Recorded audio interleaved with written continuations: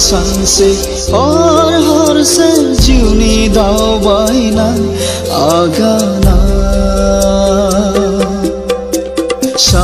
सानसे हरसे जिउनि हेलो एवरीवन नोंसोरथ' नैबे दुखुनांथाव जाथायखौ नुखाबायानो जानांगौ। बेयो जादों माने जोंनिया सनितपुर जिल्लानि माने दिकियाजुलिनि सिङाव थानाय माने सनितपुर जिल्लायाव नैबे बाथासिपारा थाइगिरगुरि गामियाव जादों आरोना नैबे जाथाया। बेजों लोगोसेनो बुंनो थाङोबाथ' आं बे भिडिअखौ मोन्दों माने फेसबुकाव मोननानै दायो बुंनो थाङोबाथ' ओरैबायसा जाथाया माने आंनि भिउवार्सफोराबो गासैबो बर'फोरानो गासैबो बेफोरबायसा गथ'फोरनि बिफा बा बिमा बेफोरबायदि दङ आरोना। बेनिखायनो आं बे बाथ्राखौ बुंनो फैदों आरोना।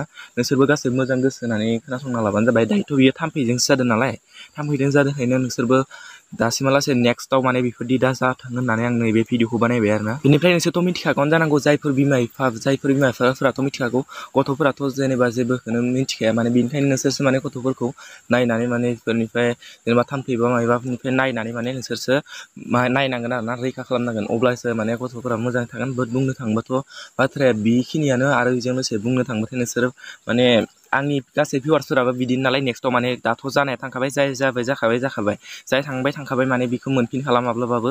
बेजों लोगोसे बुंनो थांबा नेक्स्टनिया बिदि दा जाथों माने। बेनिखायनो नोंसोर गथ'फोरखौ मोजाङै नायबानो जाबाय आरोना।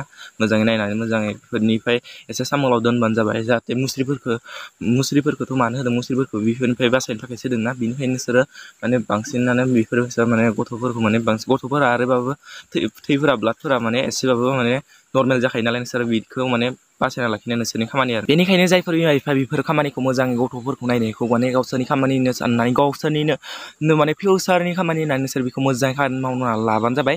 जेयानो जाया मानो गाइस, नोंसोरथ' बेखिनिखौ मिन्थिनानै मोनखाबाय जानांगौ।